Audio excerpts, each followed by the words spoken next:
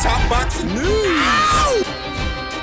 Okay, we'll start with this. Our expanded conversation in reference to Floyd Mayweather's recent Fight Hype interview, many of the things that he said, when he wasn't talking about himself, which really was the majority of the interview. That's what he does the majority of the time. If you do a sit-down interview with Floyd, he's just going to rationalize making most of it about himself, even when he's not the subject at hand. Right. Years ago, I used to listen in to Floyd's interviews thinking that I would get insights and poignant analysis of fights that were upcoming, but Floyd, he just rationalizes making the entire interview about himself, or most of it. That's what he does most of the time, which is why I wonder why people still ask him about other fighters and what else is going on in the sport of boxing. Remember at a press conference for one of Badu Jack's fights, back when Badu Jack was still with Mayweather Promotions, he spent most of the presser talking about himself instead of talking about his fighter. It's two-dimensional like that. If you do a sit-down interview with Floyd Mayweather, he's going to do two things. Two things primarily. Talk about himself One. most of the time, and cast shade. Two. Cast shade on another fighter, whether that fighter is Gennady Golovkin or Canelo Alvarez. In this instance, Naoya Inoue. Already a superstar in the Far East, his notoriety has now reached the West. I take it that Floyd is none too pleased. Floyd doesn't like that, saying what I need Naoya Inoue to do is come fight in the USA. Random blood and urine testing, insinuating that Inoue isn't already enrolled in anti-doping programs, which he is. Insinuating that Inoue hasn't fought in America, which he has. He's fought in America 3 times, not that he has to. He's already making more money than any other bantamweight or super bantamweight in Japan. So why should he have to come to America? He shouldn't. To satisfy what Floyd requires of him? Who the fuck is Floyd? To allay Floyd's fears? Floyd knows exactly what he's doing, casting an air of doubt and an air of suspicion on what is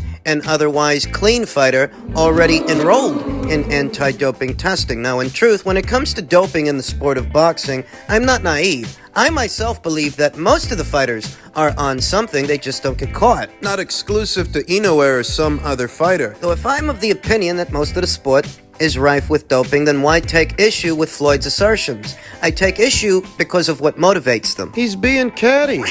Being petty. As stated, any sit-down interview with Floyd Mayweather consists of two things, two primarily. Floyd talking about himself, One. and Floyd throwing shade at some other fighter, whether that fighter's Vasyl Lomachenko or Gennady Golovkin, Canelo Alvarez, Naoya Inoue. In this instance, he's trying to find a creative way to say that he believes Naoya Inoue is a dirty fighter. I believe he's projecting. I know that Floyd never actually tested positive for a banned substance, but him being so willy-nilly with these kinds of accusations that he's made in the past about other fighters, accusations that he's making now about Naoya Inoue, just not outright. I know that Floyd never tested positive for anything, but neither did Naoya Inoue. I know that many people will point to the IV scandal many years ago, but Bob Bennett, the president of the Nevada State Athletic Commission himself, he came out and said that Floyd didn't violate any protocols, Floyd didn't violate any rules. So I know that Floyd never tested positive for a performance-enhancing drug, but neither has Naoya Inoue. It seems to be Floyd's intention to find a way to accuse Naoya Inoue of such without saying it outright, as to not slander him. Well, he slandered Manny Pacquiao way back when in 2012. Those of you out there of a certain age group will remember that Floyd was quite willy-nilly with these accusations when it came to Manny Pacquiao many years ago, got carried away, and he ended up backing down from those steroid accusations. It's what the Hamanites and the Floyd Mayweather supporters won't tell you, what they won't remind you of, that he got a little bit too carried away accusing Manny of using performance-enhancing drugs. Manny, who to date never tested positive for one. Back in 2012, Floyd Mayweather and company stated, as part of a settlement with Manny Pacquiao in a defamation lawsuit from 2009, that they never intended to claim that Pacquiao used steroids or other performance-enhancing drugs, even though there's ample video evidence that suggests the contrary. Floyd Mayweather accusing Manny outright of being on something. I remember. Even if you don't. Floyd Mayweather Jr., Floyd Mayweather Sr., Roger Mayweather and Mayweather Promotions wish to make it clear that they never intended to claim that Manny Pacquiao has used or is using any performance-enhancing drugs, nor are they aware of any evidence that Manny Pacquiao has used performance-enhancing drugs. Manny Pacquiao is a great champion, and no one should construe any of our prior remarks as claiming that Manny Pacquiao has used performance-enhancing drugs. In short, the Mayweathers have been forced to recant, in a way, since they're saying they never intended to say that Pacquiao used performance-enhancing drugs, even though they definitely did, and offer this position publicly as part of the settlement. Manny sued them for defamation. It was many years ago. Many years later, when I see that Floyd is up to his old tricks, just in a different way. He doesn't want to accuse Naoya Inoue outright of using performance-enhancing drugs because he'd be running the risk of another defamation suit. It's just more of the same from this guy. He's two-dimensional like that. Appearing to have learned from his mistakes. When Manny launched that defamation suit against Floyd, he was pursuing something like $5 million. They did end up settling out of court, which suggests that Floyd maybe didn't pay him $5 million, but according to reports at that time, it was a sum total of 7 figures. So perhaps it wasn't 5, maybe it was 2 million, 3, maybe 4. Running his jibs has costed him a substantial amount of money before. He seems to have learned from his mistakes. Just find another way to say the same thing about somebody else. That's all he's doing. He's casting an air of suspicion, an air of doubt over what is an otherwise clean fighter. I mean, these days, nothing really surprises me. But when you are talking about an otherwise clean fighter that is enrolled in anti-doping programs, like Naoya Inoue, we have about as much reason to be suspicious of Inoue as we have to be suspicious of Floyd. You say that we have no reason to be suspicious of Floyd because he never tested positive for anything, but neither has Naoya Inoue. And neither did Manny Pacquiao when Floyd was making those kinds of accusations about him. In truth,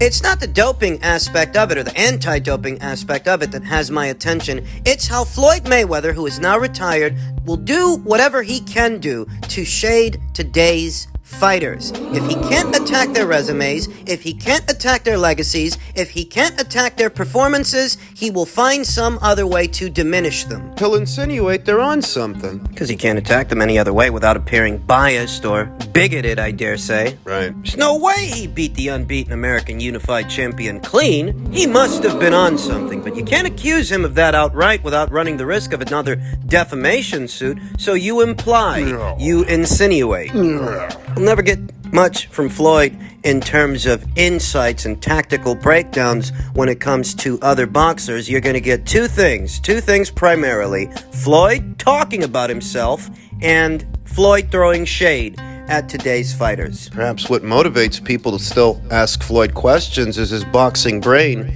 inside of the ring. We all know he's got a hell of a boxing brain inside of the ring, but outside of the ring, he's more like a two-dimensional cartoon character. Same shtick, same gimmick. You know what he's gonna say, you know when he's gonna say it. So why even ask him about anything?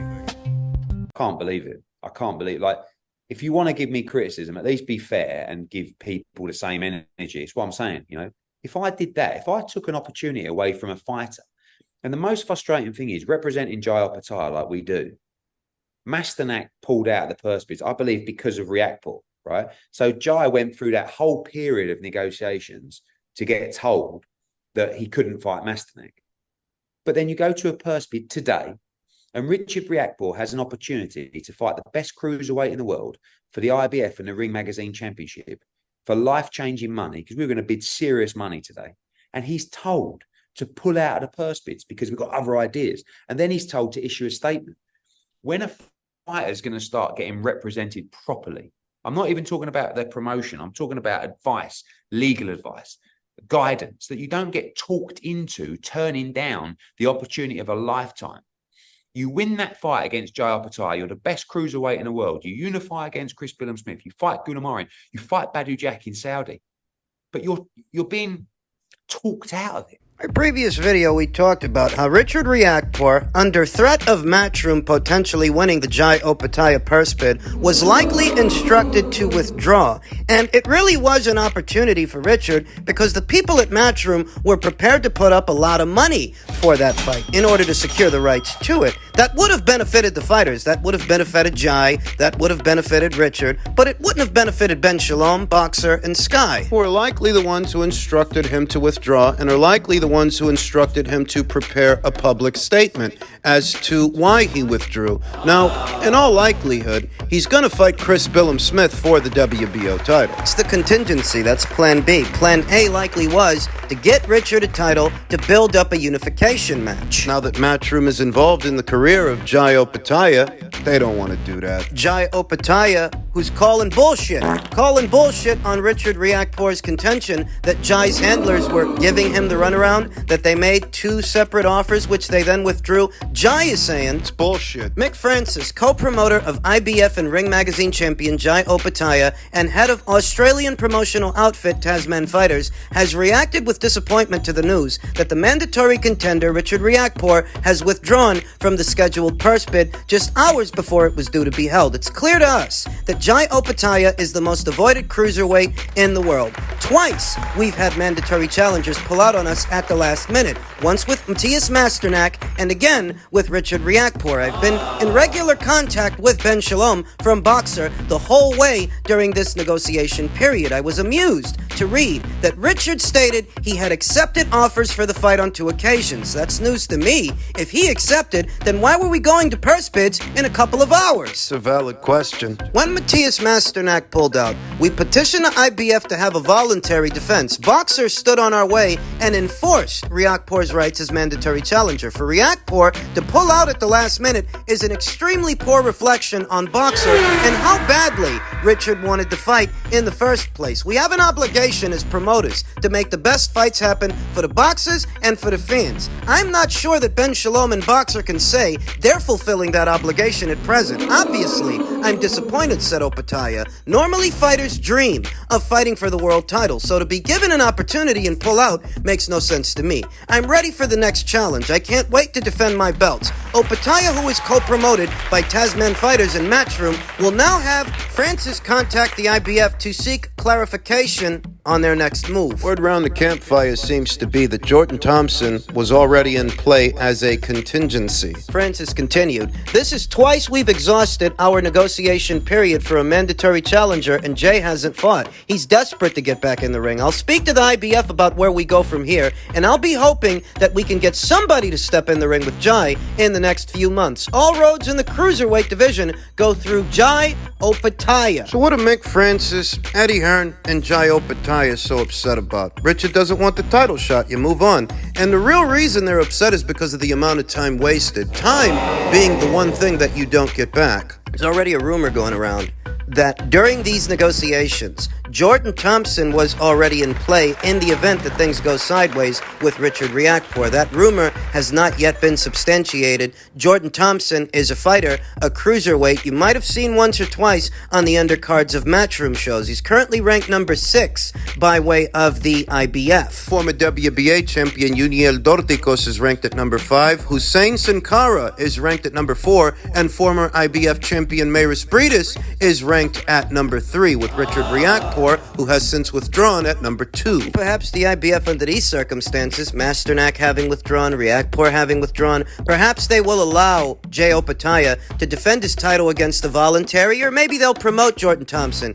into the mandatory position, depending on what's going on with those other guys. Richard Riakporhe, Ben Shalom, they were all right with fighting Jai Opetaia up until Matchroom came into it. But Matchroom coming into it, that's a recent development. They only recently went into business with Jai Opetaia, and that was enough for Richard Riakporhe to haul tail. That is, for Richard to be instructed to haul tail. Ben Shalom does not want to see any of his fighters fighting under the Matchroom banner on the DAZN platform. So much so, he had his man withdraw. They'll do a Chris Billum fight on their side of the street. It'll only be for one title, Chris's title. They can make some money with that fight, they can, but that's essentially what's going on here.